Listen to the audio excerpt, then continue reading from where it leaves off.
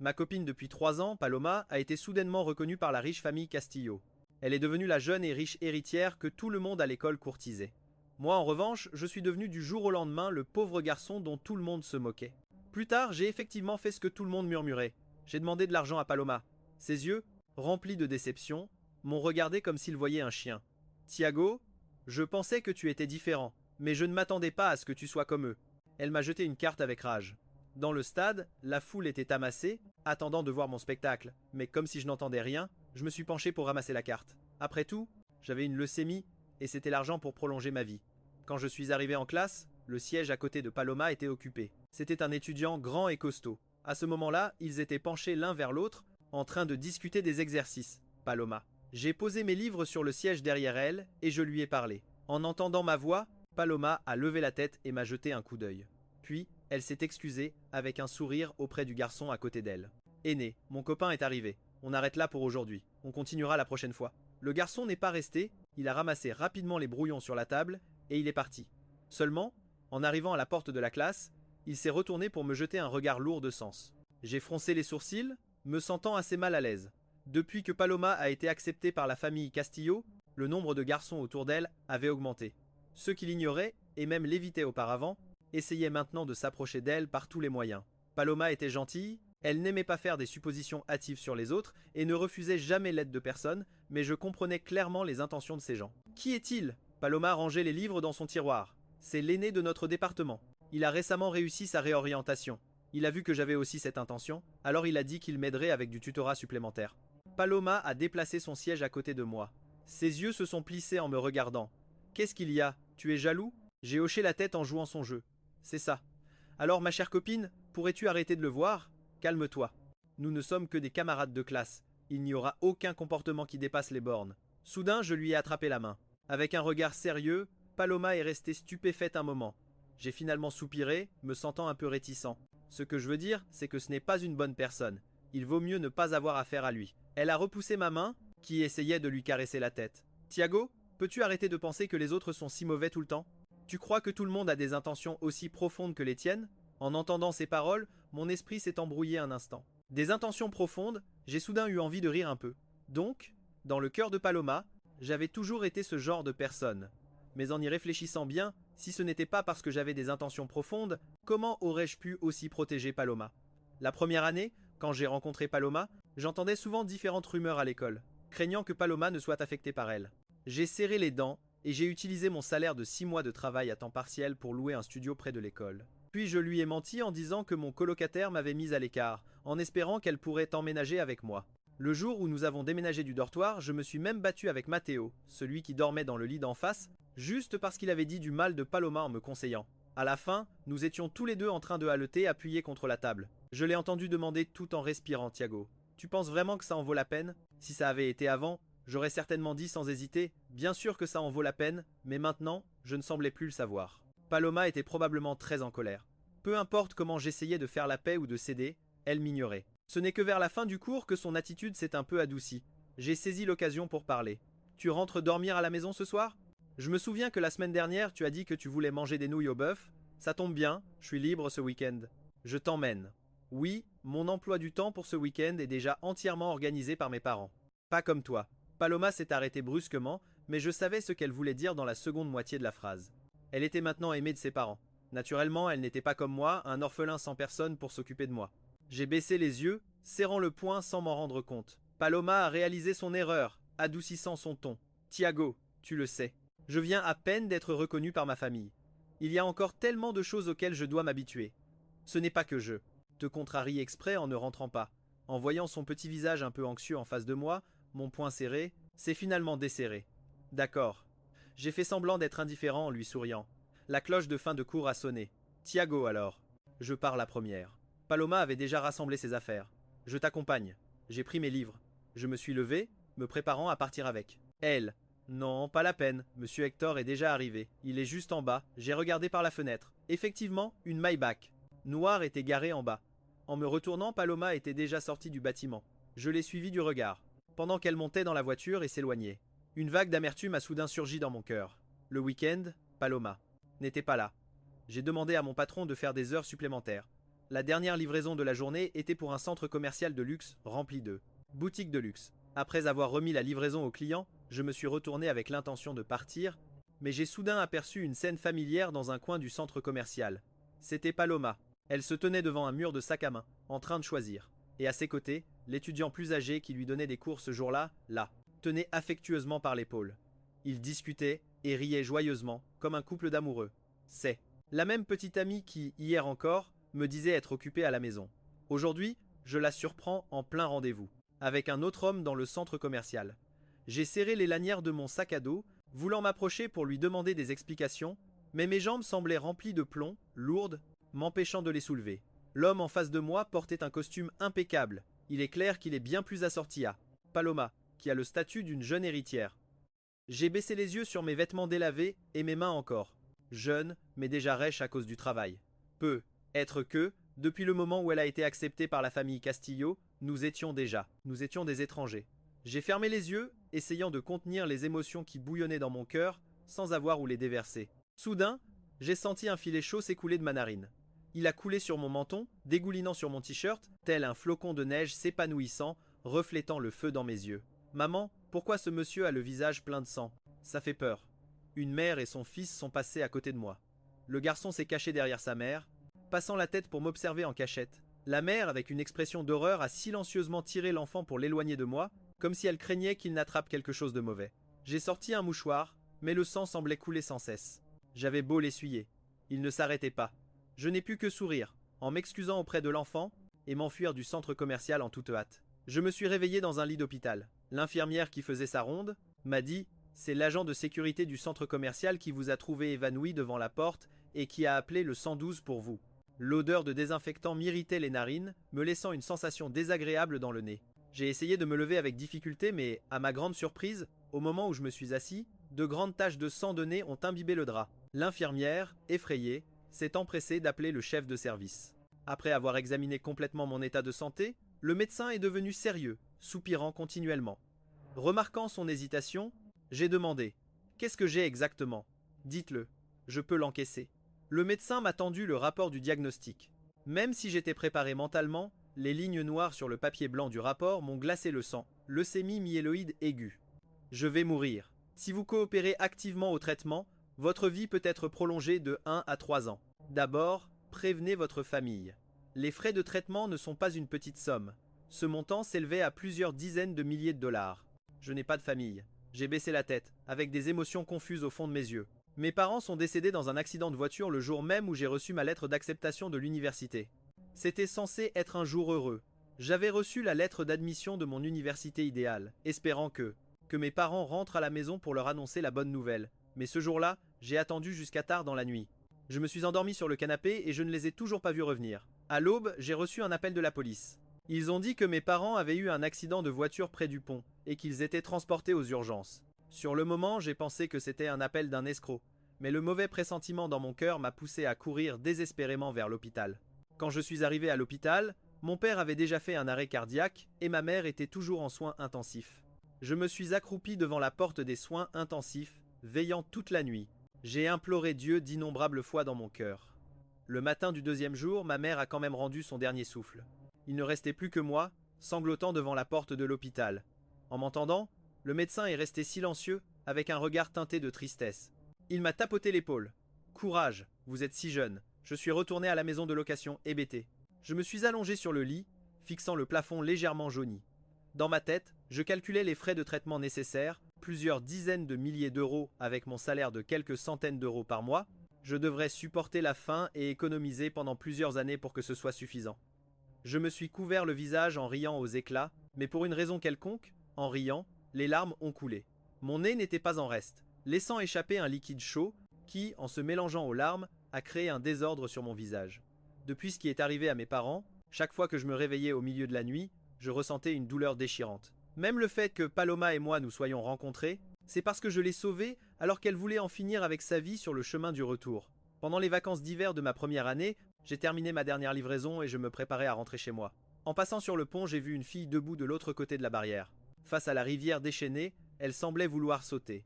La situation sur le moment ne m'a pas permis de beaucoup réfléchir. J'ai couru et j'ai attrapé le bras de la fille. « Qu'est-ce que tu fais? Lâche-moi » La fille s'est tordue pour essayer de m'échapper.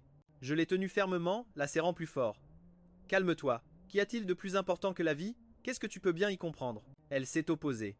Les gens comme toi ne peuvent pas comprendre, vous ne savez que dire des paroles de réconfort pompeuses et vides. Elle a résisté longtemps et a pleuré longtemps. Ce n'est que lorsqu'elle a été épuisée de pleurer que j'ai pu lui demander pourquoi elle voulait mettre fin à ses jours. Ce jour-là, elle avait prévu d'aller joyeusement chercher son salaire, mais en rentrant du travail, elle a été agressée. Son téléphone et tout l'argent de son portefeuille ont été volés. Il n'y avait pas de caméra de surveillance sur les lieux. La police était également impuissante. Elle était orpheline. Cette somme d'argent était ce dont elle avait besoin pour vivre le mois suivant. J'ai profité du moment où elle n'avait plus la force de résister. Je l'ai rapidement ramenée de l'autre côté de la rambarde. Elle s'est effondrée sur le sol, les yeux rouges et la voix rauque. « Pourquoi m'as-tu sauvé » a-t-elle murmuré. « N'aurait-il pas mieux valu me laisser mourir ?» En voyant sa silhouette frêle et ses épaules tremblantes, j'ai soudain senti que sa situation était très semblable à la mienne. « Nous sommes pareils !» Elle a ri comme si elle avait entendu une blague. « Comment pourrais-tu être comme moi ? Je suis aussi orphelin. » Je l'ai interrompu. « C'est pour ça que je te comprends. » Elle a été abasourdie un instant, puis son regard est devenu moqueur. « À quoi ça sert de comprendre ? Si nous sommes pareils, tu devrais d'autant plus comprendre à quel point je suis désespéré. Je vais m'occuper de toi. » J'ai lâché cette phrase sans réfléchir. Elle est restée complètement pétrifiée. Je me suis gratté la tête en essayant de m'expliquer. Je veux dire, j'ai encore quelques économies. Je t'aiderai à remplacer l'argent que tu as perdu, mais en échange, tu dois me promettre de bien vivre. D'accord ? C'était un crépuscule aux couleurs vives. J'ai rencontré une fille qui partageait mon destin. Elle se tenait debout dans la lueur du soleil couchant. Elle m'a dit qu'elle s'appelait Paloma. J'ai dormi pendant 1 jour et 1 nuit. Je ne me suis réveillé que le dimanche après-midi. À mon réveil, j'avais mal partout comme si mes os étaient cassés. Sur le drap, il y avait une grande tache de sang séché. En tâtonnant, j'ai allumé mon téléphone. Il n'y avait aucun message de Paloma dans mes conversations. En revanche, l'hôpital m'avait envoyé plusieurs messages de suivi très empressés. La jeune infirmière de ce jour-là m'avait ajouté sur Messenger. Elle me conseillait sans cesse de coopérer activement avec le traitement. Elle parlait sans arrêt, comme un petit soleil. « Tu es si beau. Je suis sûr que tu plais à beaucoup de filles, n'est-ce pas? Si tu abandonnes, elles seront tristes. Je ne veux pas que le monde perde un garçon aussi beau. Si tu as vraiment des difficultés, je peux t'aider à faire une demande de don. N'abandonne surtout pas. » En regardant le message qu'elle m'avait envoyé, mon cœur s'est serré, laissant un goût amer. Combien de temps s'était écoulé? C'était rare qu'une étrangère au courant de ma situation familiale se soucie de moi comme ça. La première année, grâce à ce visage, j'avais effectivement attiré quelques personnes, mais sans exception. Après avoir appris ma situation récente, elles ont toutes disparu de ma messagerie, comme si elles craignaient que je m'accroche à elles, juste pour quelques mots gentils. J'ai lu chaque mot du message dans la discussion. J'avais très envie de lui répondre que j'étais d'accord, mais je n'avais pas assez de courage, car comparé à la peur de mourir, j'avais en réalité plus peur de la douleur. On dit que la chimiothérapie contre le cancer fait très mal. Je ne voulais pas tant souffrir avant de mourir, mais je suis finalement allé à l'hôpital, parce que j'ai soudain senti une douleur dans tout mon corps. J'avais si mal que j'avais l'impression que j'allais mourir. Vous n'êtes pas sûr de vouloir être hospitalisé pour un traitement?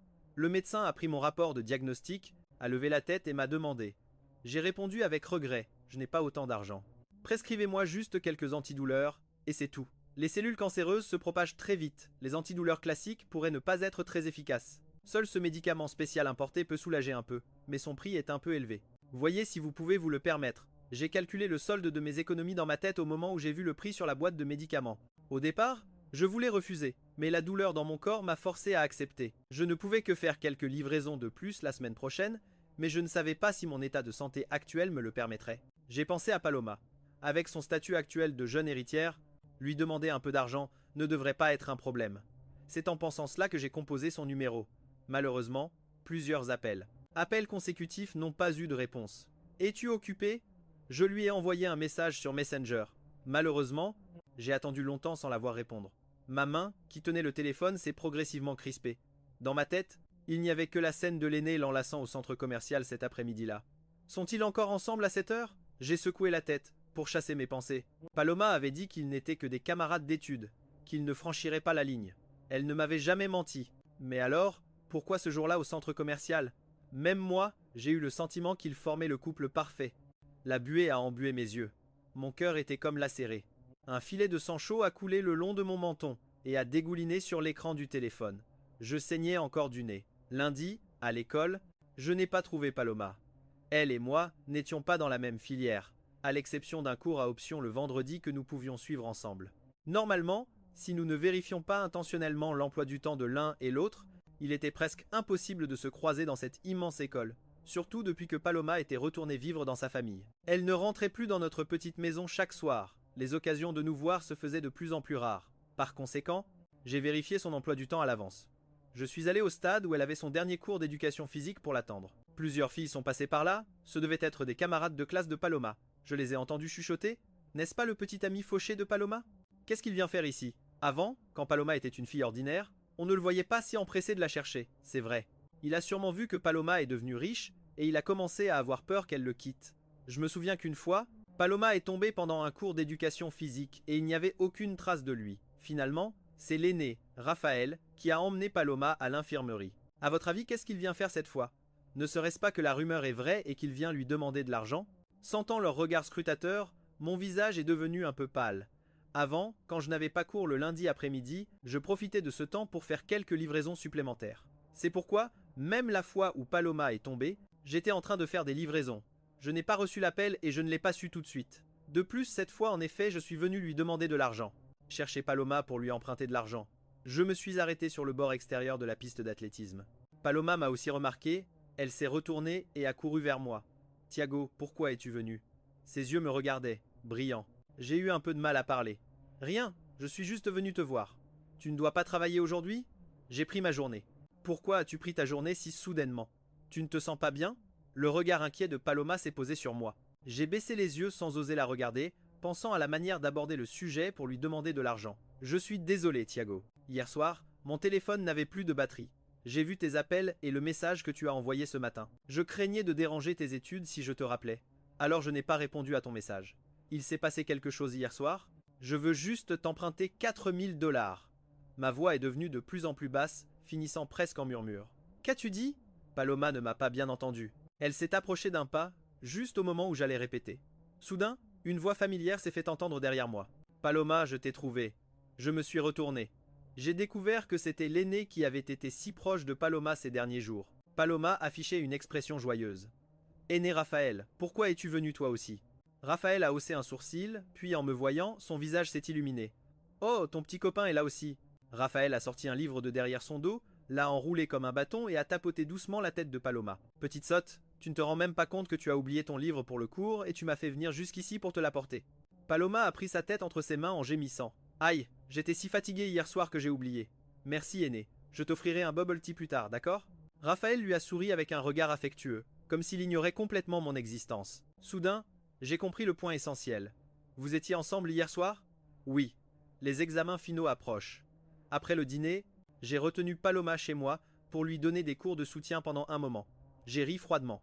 L'aîné Raphaël ne voit-il donc pas clair, sachant que Paloma a un petit ami et l'appelant quand même si familièrement devant son propre copain? Quelle personne méprisable! Le visage de Raphaël s'est assombri. Il a pointé mon nez, sur le point de se jeter sur moi. Sans cependant, un bruit sec a retenti.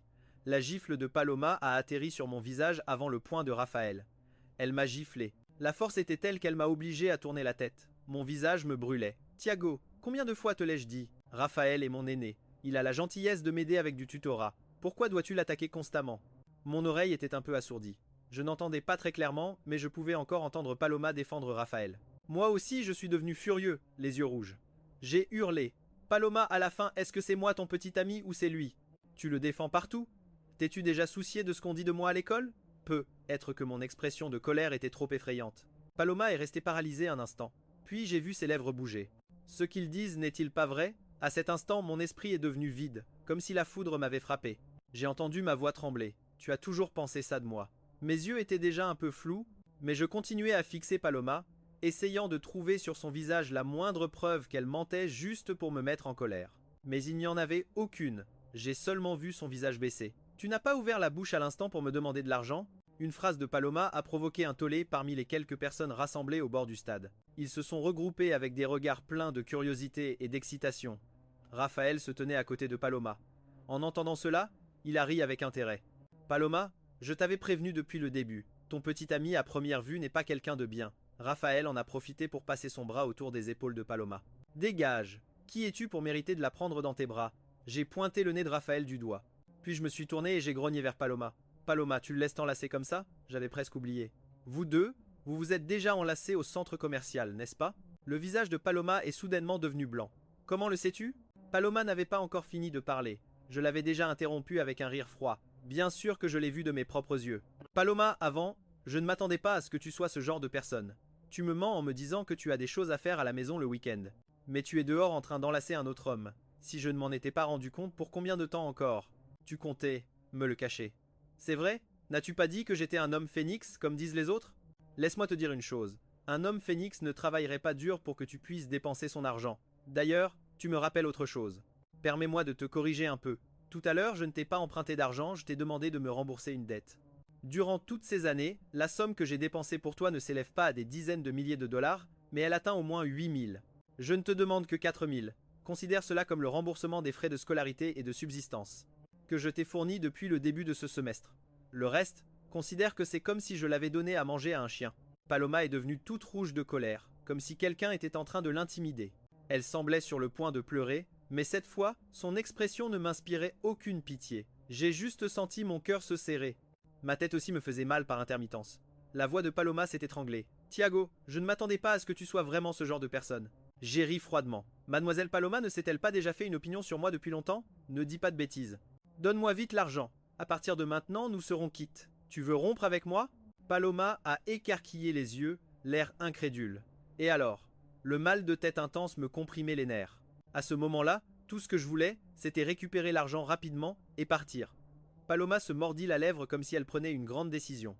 Si c'est ce que tu veux, je le respecte. Sa voix était plaintive, comme si c'était elle, la victime. Sur ces mots, elle a sorti une carte bancaire de sa poche et l'a jetée directement dans ma direction. Paloma n'avait aucune intention de me lancer la carte dans la main. Elle voulait plutôt m'humilier en la faisant tomber par terre. Juste devant moi, pour que je sois obligé de me baisser pour la ramasser moi-même, le stade était plein de gens qui voulaient se moquer de moi. J'ai fait ce qu'elle voulait. Sans me soucier de ma dignité, je me suis penché pour ramasser la carte. Merci, mademoiselle Paloma. L'expression de Paloma s'est immédiatement figée. Elle pensait peu, être que j'aurais un minimum de fierté. Mais ma vie était sur le point de s'achever. À quoi me servirait la fierté? Paloma avait une expression de stupéfaction, de regret de ne pas avoir pu faire de moi un homme meilleur. Elle s'est retournée, furieuse, et est partie. Mais à ce moment-là, je l'ai rappelé. Attends un moment. Elle a peu être pensé que je regrettais. Paloma s'est retournée avec une expression de satisfaction à peine dissimulée dans ses yeux. Tu ne m'as pas encore donné le code de la carte. La seconde d'après, l'expression sur le visage de Paloma s'est complètement effondrée. De retour à l'appartement loué, j'ai envoyé un message au propriétaire et j'ai commencé à faire mes cartons. J'avais malheureusement très peu d'affaires, tout a été rapidement emballé. Tout tenait dans seulement 2 cartons. Le reste de la pièce était rempli des affaires de Paloma. J'ai bien réfléchi. Je lui ai quand même envoyé un message, je lui ai dit de venir chercher ses effets personnels. Cette fois, elle m'a répondu très rapidement. Ce n'est pas la peine, ce ne sont que des choses inutiles. Trouve un endroit où les jeter. En voyant cette phrase, je suis resté immobile un long moment, essayant de comprendre le sens du mot inutile dans ses paroles. Un instant plus tard, un rire moqueur a résonné dans l'appartement silencieux. C'est vrai, pour elle maintenant, comment ces choses ne pourraient-elles pas être inutiles? Même s'il y avait à l'intérieur un cadeau d'anniversaire pour lequel j'avais économisé le salaire d'un demi, moi pour le lui acheter. Il y avait une robe que j'avais achetée en faisant des heures supplémentaires un week-end, comme elle le souhaitait. Mais pour Paloma, qui était devenue une jeune héritière, obtenir ces choses ne lui demandait aucun effort. Les jeter ne lui causerait aucune peine non plus. Même la somme que je n'arrivais pas à réunir pour acheter mon médicament spécial pour ma maladie, elle a pu l'utiliser comme un moyen de m'humilier et me la jeter négligemment. Je me suis appuyé contre le coin du mur, glissant le long de celui-ci. Je me suis recroquevillé dans le coin en pleurant en silence. Je suis retourné vivre au dortoir. Comparé au loyer mensuel de quelques centaines de dollars, le dortoir à quelques dizaines de dollars par an était clairement plus économique. De plus, Paloma et moi avions rompu. Louer un appartement en dehors du campus avait aussi perdu son sens initial. J'ai traîné mes 2 grands cartons jusqu'au dortoir des garçons. Tous les mecs dans le couloir m'ont regardé avec insistance pendant quelques secondes. Il faut dire que l'enthousiasme pour les commérages des garçons n'est pas inférieur à celui des filles. Je n'y ai pas prêté attention, j'ai traîné mes bagages et j'ai continué d'avancer jusqu'à ce que j'arrive à la porte de mon ancienne chambre de dortoir. Dans le dortoir, il ne restait que Matteo. J'ai posé ma main sur la poignée de la porte, un peu mal à l'aise et hésitant, après tout. Cette année-là, avant de déménager, Matteo et moi nous étions disputés à propos de Paloma. Après, comme Matteo avait changé de spécialité, nous ne nous étions plus revus ni parlé à l'école. Maintenant, la nouvelle que Paloma et moi avions rompu s'était répandue partout. Je ne savais pas comment il allait encore me piquer en entrant. Après une lutte intérieure intense, j'ai poussé la porte et je suis entré. Ce que j'ai vu, c'est Matteo assis confortablement, comme un chef. En me voyant arriver, il a lentement descendu les 2 pieds qu'il avait posés sur la table. Il m'a regardé avec un sourire moqueur. Oh, n'est-ce pas Thiago? Pourquoi n'es-tu pas parti profiter de la vie avec ta demoiselle? Au lieu de ça, tu te traînes pour revenir dans notre misérable dortoir? Je l'ai ignoré. Je suis allé à mon ancien lit et j'ai commencé à ranger mes affaires, mais j'avais oublié. Matteo adorait coller aux gens comme un chewing-gum jusqu'à ce qu'il obtienne la réponse qu'il voulait. Effectivement, il a fait le tour derrière moi, m'a attrapé par le col de la chemise avec un léger ton moqueur. Pourquoi tu ne dis rien? Vous avez rompu. Elle est partie avec un autre. En disant cela, sa main qui a grippé mon col s'est soudainement arrêtée. Hé, pourquoi tes vêtements sont-ils si usés? Ce n'est pas possible. Paloma est si riche maintenant. Elle n'a même pas pensé à t'acheter de nouveaux vêtements. Quelqu'un qui n'a été mon colocataire que pendant une demi-année a pu remarquer que mes vêtements étaient usés. Mais Paloma a vécu avec moi pendant 2 ans et n'a jamais pensé à m'acheter de nouveaux vêtements après être devenu riche. Matteo a vu que je continuais de l'ignorer. Remarquant quelque chose d'inhabituel, il m'a attrapé par l'épaule, me retournant complètement. Il a hésité. Vous avez vraiment rompu? Tu ne le savais pas déjà? Pourquoi tu me demandes? Mes yeux avaient rougi sans que je m'en rende compte. Cette fois, les larmes ont coulé sans que je puisse les retenir. Je ne savais pas. Il s'est gratté la tête. C'était quand? J'ai dormi au dortoir toute la journée d'hier. Ah d'accord, je n'étais pas au courant. Ne pleure plus. Quelle image tu donnes, un homme qui pleure? Ce n'est qu'une fille. Si c'est fini, c'est fini. Plus tard, je te présenterai quelqu'un de mieux. Il m'a maladroitement consolé et a tendu la main pour prendre un mouchoir, m'aidant à me moucher. Sauf que cette fois, le sang a de nouveau jailli de mon nez. Matteo a été encore plus effrayé. En voyant son air paniqué et maladroit, je n'ai pas pu m'empêcher de rire. Matteo a froncé les sourcils. Pourquoi tu ris? Tu ne vois pas dans quel état tu es? Vite, je vais d'abord t'aider à arrêter ce saignement de nez. Il m'a attrapé, m'a traîné jusqu'au lavabo, a nettoyé le sang sur mon visage, puis m'a tamponné le front avec de l'eau froide. Après m'avoir bien nettoyé, Matteo m'a retenu pour m'interroger sur tout le déroulement de ma rupture avec Paloma. Il a claqué la langue. Je l'avais vu venir. Ce n'était pas le genre de fille à se contenter de peu. Tu n'as simplement pas voulu écouter. Il a marqué une pause. Il m'a regardé 2 fois. J'ai compris qu'il avait peur de mentionner à nouveau la dispute que nous avions eue ce jour-là, alors je me suis levé. Je suis sincèrement désolé. Matteo, la dispute de ce jour-là était de ma faute. Je n'aurais pas dû lever la main sur toi, alors que tu avais la gentillesse de m'avertir. Matteo a été surpris par mes excuses soudaines. Il est resté assis à me regarder pendant quelques secondes, puis, soudain, il s'est levé d'un bond. Il m'a donné une tape forte sur l'épaule. Ce n'est rien. J'ai oublié ça depuis longtemps. À partir de maintenant, nous sommes de bons frères pour la vie. Il a tendu son poing. Je lui ai répondu, oui, des frères pour la vie. En tout cas, pour le reste de ma vie, à moi. Ma maladie a progressé très vite. L'effet analgésique du médicament spécial s'est aussi estompé progressivement. Après le 7e saignement de nez de la semaine, Matteo s'est affalé sur mon lit et a demandé « Thiago, qu'est-ce que tu as exactement? Un coup de chaleur ne provoque pas ça, n'est-ce pas? Sinon, je t'emmène à l'hôpital pour un contrôle. » Ce n'est pas la peine. Je me suis blotti sous la couette, haletant de douleur. Tu plaisantes, mon pote? Saigné du nez à ce point, et en plein été, tu es couvert d'une couette d'hiver. A dit Matteo, et il a tenté de soulever ma couette, mais la température brûlante de mon corps l'a fait s'arrêter net. Tu as de la fièvre. Il m'a tiré de la couette, a posé sa main sur mon front. Tu as vraiment de la fièvre. Change-toi vite, je t'emmène à l'hôpital. Je n'irai pas. Ma voix était devenue rauque sans que je m'en rende compte. Tu as la voix rauque et tu continues d'être obstiné. Thiago, tu ne comprends pas, ce n'est pas comme ça qu'on fait des économies. Si une fièvre te rend stupide, tu devras dépenser encore plus d'argent pour aller à l'hôpital psychiatrique. Cette fois, j'avance les frais. Quand tu seras diplômé et que tu auras de l'argent, tu me rembourseras. Qu'est-ce que tu crois? Ce n'est pas de la fièvre. J'ai enduré la douleur, parvenant à peine à prononcer quelques mots avec ma gorge. Thiago, tu ne te rends pas compte à quel point tu es brûlant. Je te le dis tout de suite, ton front est si chaud qu'on pourrait y faire frire un œuf. Matteo était tellement en colère qu'il avait envie de rire, mais soudain, il a semblé penser à quelque chose. Son expression est devenue sérieuse. Thiago, dis-moi honnêtement, tu as une maladie? Au départ, je n'avais pas l'intention de lui dire, mais comme Matteo m'a interrogé de toutes les manières possibles. À contre-cœur, je n'ai pu que chercher mon rapport médical pour le lui montrer. Sa main, qui tenait le rapport, tremblait légèrement. Après un long moment, il a finalement parlé. Quelque chose d'aussi grave? Paloma est au courant? J'ai baissé les yeux sans rien dire. Dans le calme de la chambre, il s'est soudainement mis à rire doucement. C'est logique. Comment un idiot comme toi aurait-il pu le lui dire? La rupture, c'était aussi ton plan, n'est-ce pas? Tu as peur que si elle apprend que tu es malade, elle pleure de douleur sans s'arrêter, alors tu as fait semblant d'être quelqu'un qui convoitait son argent et tu as rompu avec elle.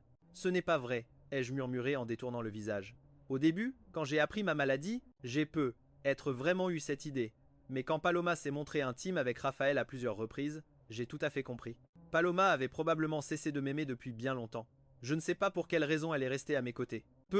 Être était-ce par culpabilité, pour me remercier de l'avoir sauvée et de m'être occupé d'elle. C'est possible aussi, alors j'ai moi-même mis fin à cette relation. Nous ne nous devions plus rien l'un à l'autre. Depuis le jour où Matteo a appris ma maladie au dortoir, son attitude envers moi a toujours été très prévenante. Il me surveillait aussi de très près dans ma vie quotidienne. Il ne me permettait pas de faire des travaux pénibles, et ne me laissait pas non plus manger des aliments épicés ou trop salés, et chaudes. Samedi, je me suis habillé pour aller travailler. Matteo revenait tout juste de la cafétéria. Il tenait un bol de porridge de poulet aux champignons. Il l'a posé sur ma table. Tu as l'air en forme aujourd'hui. Tu sors prendre un peu l'air? J'ai ouvert le bol de porridge sur la table, en prenant de petites bouchées. Non, je vais au travail. Le visage de Matteo s'est immédiatement assombri. Pourquoi est-ce que tu continues de travailler, Thiago? Tu ne m'avais pas dit que tu avais démissionné? Ou alors tu manques d'argent encore? Je te l'ai déjà dit. Si tu manques d'argent, dis-le-moi, je te ferai une avance. Non, non. Me suis-je empressé d'expliquer? En fait, j'ai bien démissionné, mais le patron a dit que ma démission était trop soudaine. Il n'a pas pu trouver de remplaçant immédiatement, alors il m'a demandé de travailler un jour de plus. Même s'il ne trouve personne, il ne devrait pas te solliciter dans ton état de santé actuel. Pourquoi ne te reposes-tu pas? Je ferai les livraisons pour toi. En entendant ces paroles, j'ai failli m'étouffer avec une bouchée de porridge. J'ai regardé son expression sérieuse et j'ai soudain eu envie de rire. C'est difficile d'imaginer la scène du gosse de riche espiègle conduisant un scooter électrique pour faire des livraisons pour quelqu'un d'autre. J'ai avalé la dernière bouchée de porridge, je me suis levé et je lui ai donné une tape sur l'épaule. Ce n'est pas la peine, ce ne sont que quelques livraisons. Je peux encore le supporter. Et puis, si tu comptes faire les livraisons à ma place, commence déjà par bien connaître les rues. Qu'est-ce que tu veux dire? Tu me sous-estimes? Aujourd'hui, je vais te montrer de quoi je suis capable. Matteo a fait semblant de vouloir me chatouiller. Je l'ai esquivé et je suis sorti en courant de la chambre rapidement. Bon, il faut que j'y aille, sinon je vais être en retard. Clairement, quand je suis sorti, il faisait très beau, mais maintenant le ciel s'est soudainement assombri. En moins d'un quart d'heure, la pluie s'est mise à tomber à verse. Je me suis vite réfugié dans une supérette et j'ai sorti mon téléphone, j'ai vérifié les commandes que j'avais pour aujourd'hui. Il faut dire que même malade, mon efficacité était toujours très élevée. En seulement un après-midi, j'ai complété plus de 10 commandes, et aujourd'hui, la rapidité du patron pour me payer a aussi été très rapide. Juste après l'heure de fin prévue, l'argent avait déjà été viré sur mon compte. J'ai attendu dans le magasin, la supérette pendant 1 heure. La pluie s'est arrêtée progressivement. J'ai rangé mes affaires et je me suis préparé à profiter de l'accalmie pour rentrer rapidement, mais de manière inattendue, juste à ce moment, l'application de livraison sur mon téléphone a soudainement affiché un message. Vous avez une nouvelle commande en attente d'être acceptée. À l'origine, j'allais refuser la commande, mais il semblait que l'autre partie avait spécifié mon compte de livraison. À contre-cœur, j'ai appuyé sur confirmer et je suis retourné dans la supérette pour acheter les articles demandés par le client. C'était un ensemble de pyjamas pour femmes, une serviette et une petite boîte de préservatifs. J'ai apporté ces articles à la porte du client et j'ai sonné à la porte. La personne qui a ouvert était un visage familier, c'était Raphaël. En me voyant, il y avait de l'excitation dans ses yeux et d'autres émotions que je ne pouvais pas comprendre. Thiago, je ne m'attendais pas à ce que ce soit vraiment toi. Qu'est-ce que tu veux dire? Ai-je demandé froidement. Ce n'est rien. Il a écarté les mains. J'ai juste entendu dire que tu faisais des livraisons et on m'a donné ton compte. Je voulais essayer de passer une commande. Je ne pensais pas que ce compte était vraiment le tien. Alors je t'aide aussi à augmenter tes ventes, n'est-ce pas? Oh, et alors? Si j'avais su que c'était toi, je n'aurais pas accepté la commande. Je lui ai jeté les articles et je me suis retourné avec l'intention de partir. Raphaël m'a de nouveau appelé. Thiago, tu ne veux pas savoir pourquoi j'ai acheté ces choses? Je me suis arrêté. J'ai essayé de ne pas penser à la possibilité que je considérais la plus probable, mais les mots de Raphaël ont quand même brisé ma défense. C'est exact, c'est Paloma, elle est chez moi. Il n'avait pas encore fini de parler que mon poing s'était déjà écrasé sur son visage. Dommage que je l'ai manqué. Il a rapidement fermé la porte. La porte de la chambre s'est rouverte, et cette fois, Raphaël n'a ouvert qu'une petite fente. Il m'a souri avec un rictus, puis une voix douce s'est fait entendre de l'intérieur de la pièce. Seigneur Raphaël, comment allume-t-on ce chauffe-eau? Je ne sais pas comment j'ai quitté la porte de Raphaël. Je me souviens seulement que, quand j'ai repris conscience, j'avais franchi la rambarde, debout sur le pont. L'été était chaud, même. Le vent nocturne était suffocant. Des rafales me fouettaient le visage au rythme des vagues de la rivière. Le crépuscule était passé. Tout le monde rentrait du travail. Le pont était désert. Personne ne faisait attention à moi. Debout de l'autre côté de la rambarde, j'ai levé la tête. Mon cœur était engourdi. Je n'avais même aucune expression sur mon visage, mais les larmes coulaient sans cesse. Je pensais que depuis ce jour, j'étais complètement déçu par Paloma, mais j'avais oublié. Une affection de plus de 3 ans de compagnie quotidienne, comment aurait-elle pu s'effacer si facilement? Par conséquent, au moment où j'ai entendu sa voix chez Raphaël, en pensant que ce salaud était sur le point de la déshonorer, mon cœur s'est tordu de douleur. En y repensant, Paloma et moi sommes sortis ensemble pendant 2 ans, et à part dormir ensemble dans le même lit, nous n'avions eu aucun autre geste intime.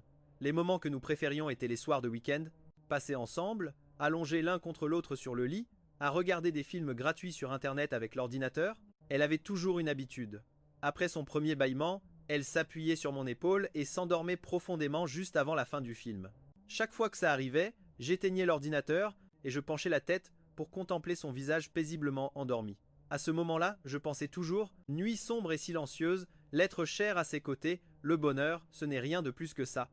Quand le dernier rayon de soleil a disparu complètement, j'ai viré tout l'argent qu'il me restait à Matteo. Après tout, ces derniers jours, c'était lui qui avait pris en charge toutes mes dépenses, de la nourriture aux frais du quotidien.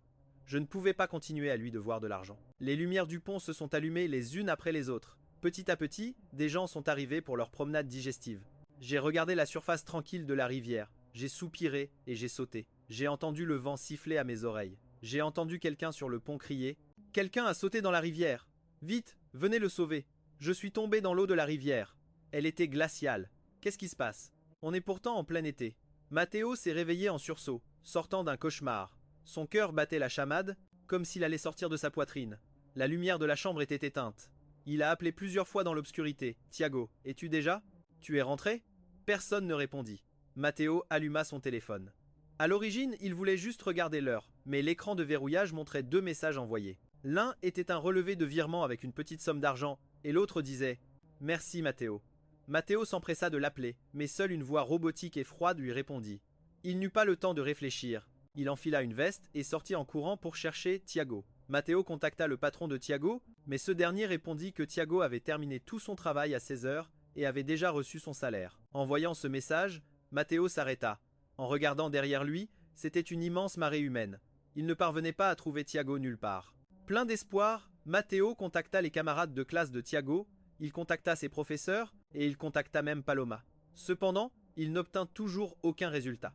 Ce n'est qu'à 23 heures qu'il reçut un appel de la police. Ils ont dit que vers 10 à 8h30 ce jour-là, un étudiant avait sauté dans la rivière. Quand ils l'ont secouru, il ne respirait plus. Le médecin légiste a déterminé qu'il s'agissait d'un suicide et qu'il était le dernier contact de Tiago avant qu'il ne saute dans la rivière. On a demandé à Matteo de venir coopérer pour faire une déposition. Matteo eut l'impression de se réveiller d'un cauchemar. Ce n'est qu'en touchant la main froide de Tiago qu'il réalisa. Tiago était réellement mort, même s'il savait déjà qu'un jour il devrait faire face à cette issue. Mais quand ce jour arriva vraiment, Matteo n'était toujours pas préparé. Ses larmes tombèrent sur le dos de la main de Tiago. Il cria « Tiago, mais pourquoi t'es-tu suicidé ?» Il avait perdu ses parents il y a longtemps.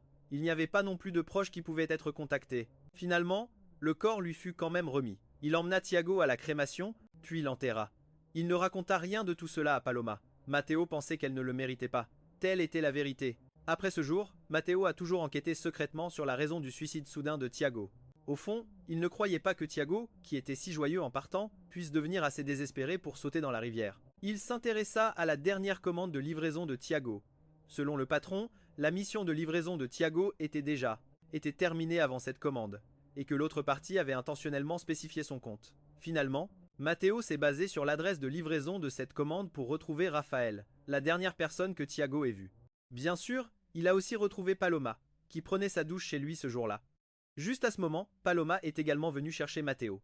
Il était sur le point d'aller régler leur compte à Raphaël et aux autres pour venger Tiago.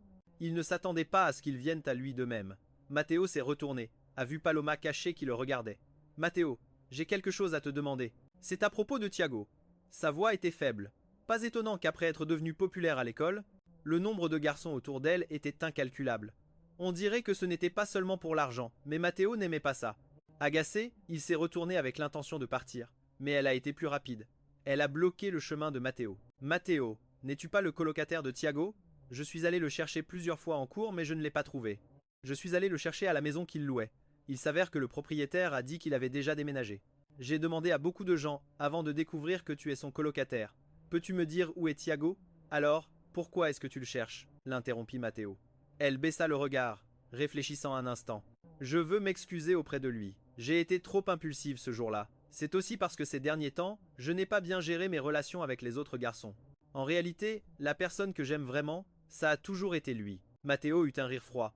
Tu veux savoir où il est? D'accord, alors je vais te le dire. Il est mort. Après avoir dit ça, Matteo a ignoré l'expression stupéfaite et les murmures de Paloma. Il est passé juste à côté d'elle. Après tout, il avait encore des ennemis à qui régler leur compte. Quant à elle, même si elle était vraiment détestable, malheureusement pour elle, son poing n'avait jamais frappé une femme. De plus, si elle disait qu'elle aimait toujours Tiago, alors cette nouvelle était suffisante pour la tourmenter un bon moment. Paloma, tel un chewing-gum, s'est collée à Matteo comme si elle était possédée. Chaque jour, elle montait la garde devant la porte de sa salle de cours, quel que soit le cours qu'il suivait. Mathieu, elle le suivait uniquement pour demander où se trouvait Tiago. Mathieu la voyait tous les jours, négligée, et elle s'accrochait à lui comme une sangsue. Il était impossible de s'en débarrasser. Il ouvrit la bouche pour la gronder. Paloma, ce garçon est mort. Pour qui joues-tu cette scène de profonde affection maintenant? Regarde-toi. Tu ressembles à peine à une jeune et riche héritière. Si tu veux te couvrir de honte, fais-le, mais tu continues à t'accrocher à moi, me faisant honte aussi. Paloma, qui était toujours restée silencieuse la tête baissée, leva les yeux. Elle le regarda avec des yeux gonflés comme des noix. Peux-tu m'emmener le voir, s'il te plaît? J'ai juste besoin de le voir une seule fois. Mathieu, bien sûr, ne pouvait pas accepter, mais il a sous-estimé Paloma. Elle l'a suivi en secret pendant que Mathieu allait brûler de l'encens pour Tiago le week-end. Elle l'a suivi jusqu'au cimetière. Mathieu a déposé les fruits et les fleurs fraîches. Soudain, il se souvint qu'il n'avait pas de briquet. Il dut se rendre rapidement au magasin voisin pour en acheter un. Quand il est revenu, il a vu une personne agenouillée devant la pierre tombale. C'était Paloma. Elle portait la robe que Tiago avait décrite une fois. La robe qu'elle portait quand il l'a rencontrée il y a quelques années. Elle murmurait des choses. Mathieu se tenait sous un arbre non loin d'eux. Il entendit clairement. Elle disait « Tiago, j'ai eu tort. J'ai vraiment eu tort. Ce jour-là, je n'aurais pas dû me fâcher et rompre avec toi. Même si tu convoitais mon argent, ça n'avait pas d'importance. Après tout, tu as toi-même travaillé pour subvenir à mes besoins pendant si longtemps. Tiago, j'aurais dû t'écouter. Ce certain Raphaël n'est pas une bonne personne. Il m'a vu tremper par la pluie. Il a dit qu'il voulait que j'aille chez lui prendre un bain chaud, mais qui aurait cru qu'il voulait me faire ça? Tiago, je crois qu'on ne s'est jamais vraiment embrassé. Je me souviens seulement de la seule fois où nous nous sommes embrassés. C'était quand j'étais malade. J'ai pris un médicament amer. À peine l'ai-je goûté que j'ai voulu le recracher. Tu as utilisé ta bouche pour couvrir la mienne, me forçant à l'avaler. Tiago, les jours après notre rupture, tu m'as tellement manqué. Paloma a parlé pendant un long moment de leur coup de foudre à leur rencontre.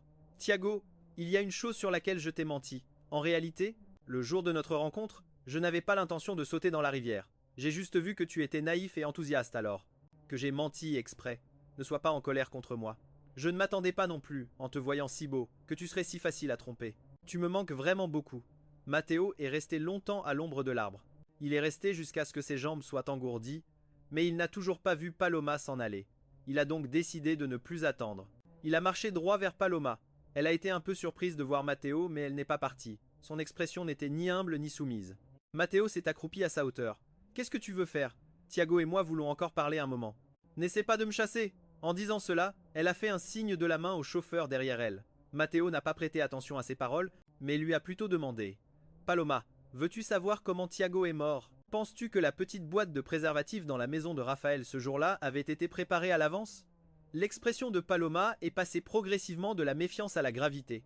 Il a souri. Bien sûr que non. C'est Raphaël qui a appelé à la dernière minute un livreur en même temps que le pyjama et la serviette qui ont été envoyés. Et ce livreur, c'était Tiago. Raphaël a intentionnellement spécifié son compte. Je pense que ce jour-là, chez Raphaël, Tiago n'a pas seulement entendu la version de cet homme, être raté, il a aussi entendu la voix de Mademoiselle Paloma, et c'est pour ça qu'il a cru. Impossible. Paloma s'est bouché les oreilles en secouant la tête pour nier. Ce n'est pas tout, Mademoiselle Paloma. Matteo a saisi la main qui couvrait ses oreilles, la forçant à l'écouter. Mais cela n'a pas non plus d'importance, car en réalité, ce jour-là, même s'il ne s'était pas suicidé pour cette affaire, il ne lui restait de toute façon plus beaucoup de temps à vivre. Il était atteint de leucémie myéloïde aiguë et n'avait pas d'argent pour le traitement. Il se trouve que ses antidouleurs étaient aussi épuisées ce jour-là. Si Mademoiselle Paloma à ce moment-là avait transféré plus d'argent sur la carte qu'elle lui a jetée, être aurait-il pu vivre un peu plus longtemps? Non, ce n'est pas vrai. En voyant l'expression effondrée de Paloma, Matteo est parti, satisfait. Tiago, mon meilleur ami, dans cette vie, je t'ai vengé. Dans la prochaine, tu devras m'attendre. À partir de ce jour, Matteo s'est complètement débarrassé de Paloma, de cette histoire agaçante. Pour être plus précis, c'est Paloma qui a abandonné l'école. Et avec, elle a aussi quitté la ville. Quant à Raphaël, qui avait initialement les qualifications pour être réadmis, on dit qu'il a été accusé d'un crime. Il a été emprisonné, puis battu jusqu'à devenir un légume, menant une existence pire que la mort. De plus, chaque week-end, lorsque Matteo allait rendre visite à Tiago, Il y avait un bouquet de fleurs fraîches devant la tombe. Il n'était pas nécessaire de réfléchir longtemps pour savoir qu'elles avaient été déposées par Paloma. Matteo, comme s'il avait affaire à quelque chose de sale, jetait les fleurs de Paloma à la poubelle. Ensuite, il déposait le bouquet de fleurs qu'il avait lui-même choisi. C'est quoi ça? En plus, tu offres des chrysanthèmes. Blancs.